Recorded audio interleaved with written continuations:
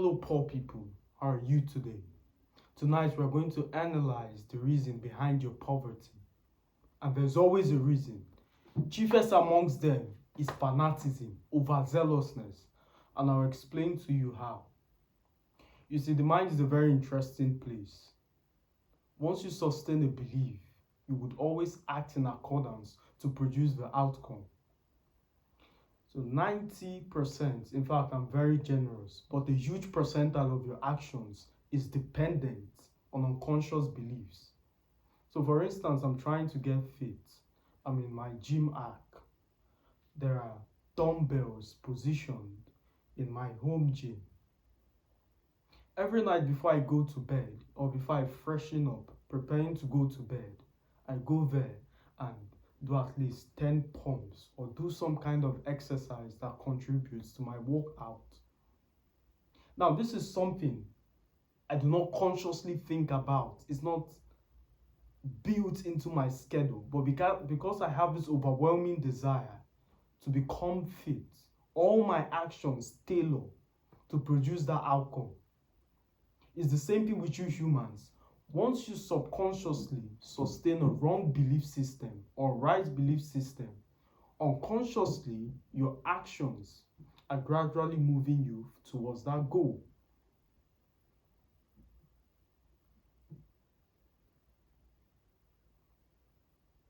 Which then begs the question, how does overzealousness ties to poverty? I'll explain to you in a second. As here in Africa, most people, especially here in Nigeria, most people thrive on this notion of sanctimony. What I mean by sanctimony is positioning oneself as morally superior to their counterparts. So we love this idea of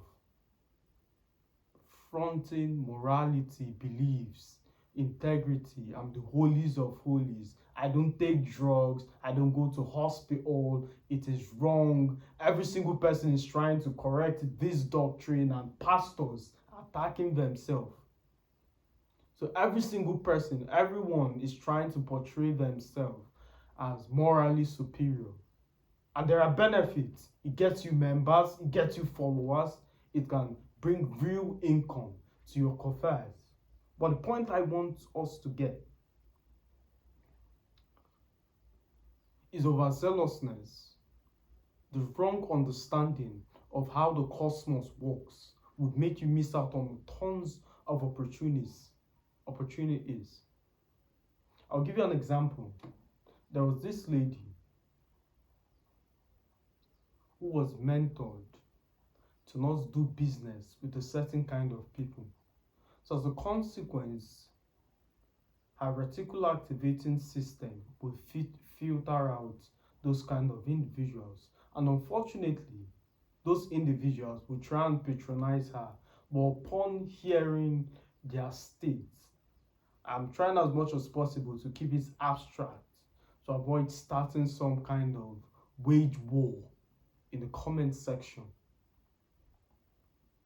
But upon discerning that these people are a certain quality kind of individual, she chases them. She doesn't want anything to do with them. She doesn't want to do business with them. But then if you sit, that same Bible says, behold, I've sent you as wolves, or behold, I've sent you as sheep unto wolves. If you do not understand the laws of the jungle, you will get eaten.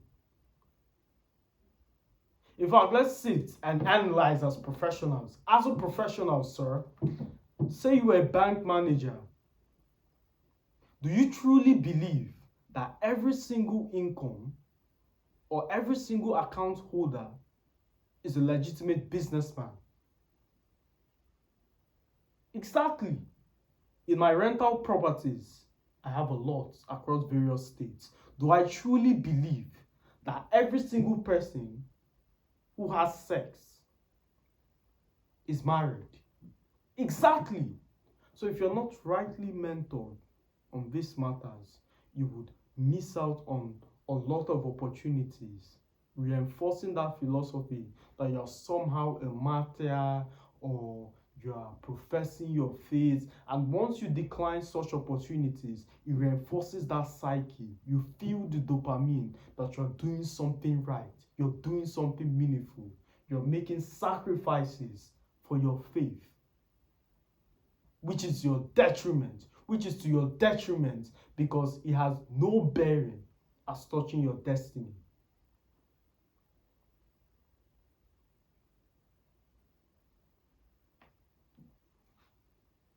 Overzealousness.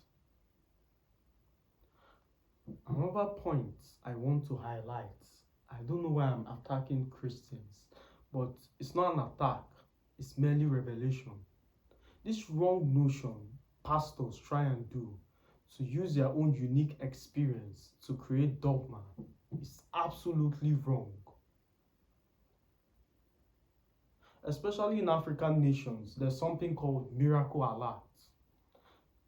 The breakdown is where you get money unexpectedly from unexpected source, where a finance you didn't work for just magically appears.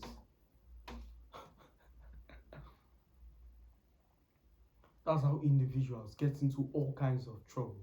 Let me explain. Is it wrong or is it impossible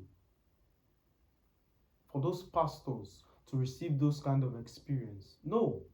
They run a non-profit organization, and it's most likely someone else was blessed by their teaching, blessed by their administration, and decided to show support because it's a non-profitable organization. They rely on the lavish givings of God's people.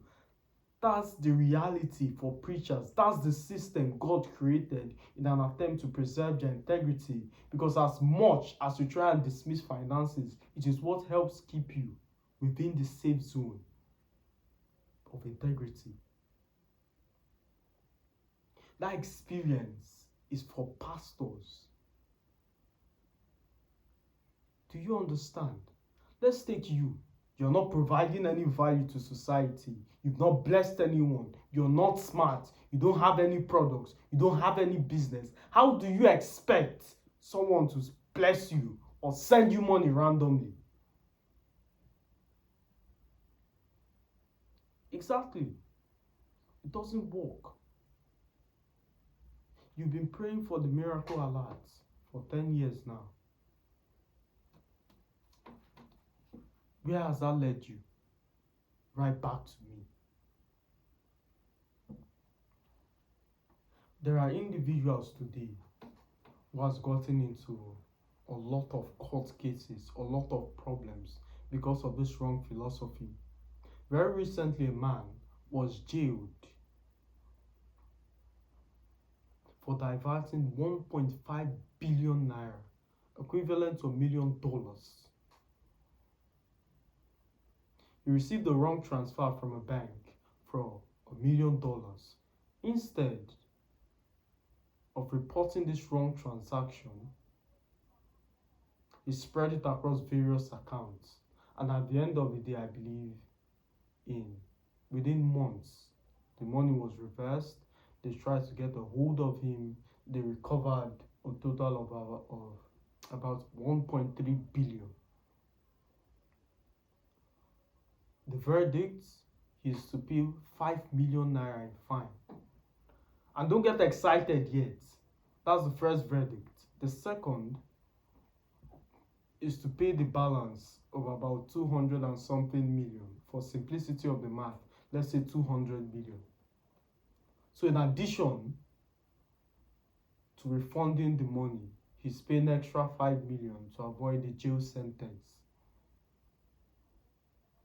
Why did he take that action? Did you make any transaction that connotes to 1.5? Why would you hoard such money?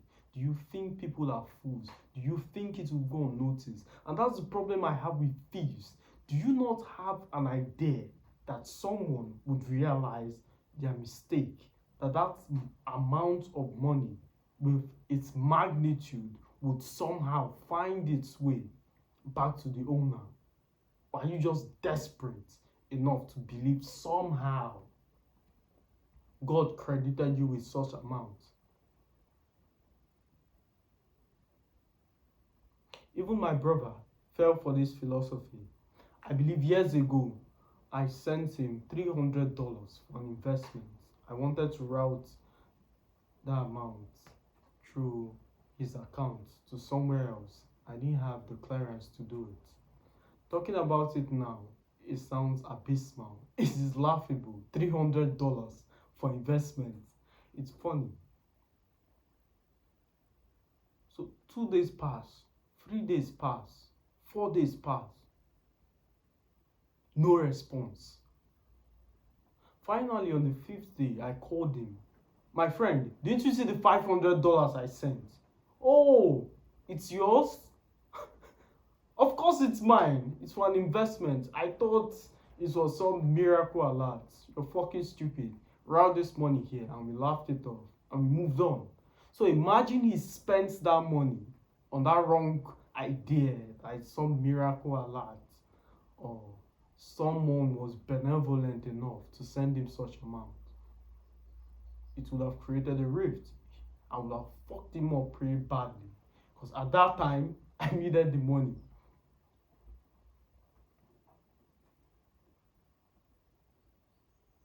It's most likely he would have spent it on something frivolous, which would make it more annoying. And the reason God would never, ever let that kind of thing happen is because you create a whole generation, you mentor a whole generation after your error. Humans are very loyal to success. Humans are very loyal to results. If you are able to produce results in a realm and you give people a pathway, although unconventional, although it defies logic, as long as you are able to produce results, they would believe. For instance, I'm a very super smart individual. By now, you should have been able to discern, not just by the unique teachings, but by the way it's presented. If I say to you, you need to do X, Y, Z, or concoct some disgusting factor which I back by science, and I use my intellect to convince you it's actually the pathway, you will do it. Coupled with the fact that it's the path of least resistance, it's far more convincing to the average individual to sit at home, pray to God, wait for some miracle to happen, as opposed to work, as opposed to learn the principles of finances, as opposed to engage in the rigorous process that makes for wealth. You see the psychology behind it.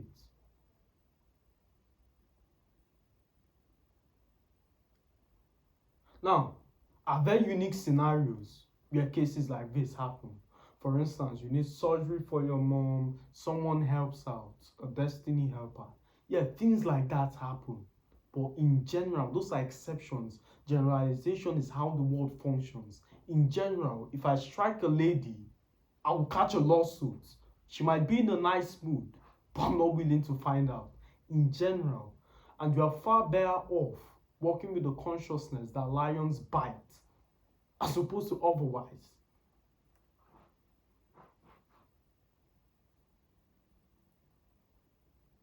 Overzealousness is what keeps you poor. Is what keeps you poor.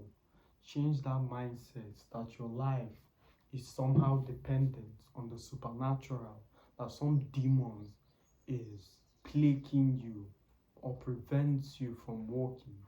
Let me get this straight. No demon is stopping you from getting up at 6 a.m. in the morning, walk to 12, and repeat the process. No, even the Bible says that when those people set their heart, nothing, God came down to testify that nothing can be restrained from them. That which they have already done. So from that rhetoric, from that verse rather, the only way to stop someone is by confusing them, And Satan is as powerful to the degree he's magnified in your mind. If you truly believe he has the power to stop you, then you've given him permission. There are things I don't believe about myself. I do not believe my life is somehow dependent on the free pass of a demon spirit. It's impossible. For the sake of time, we'll end it here. As always, my friends, a pleasure speaking to you. I'll see you in the next one.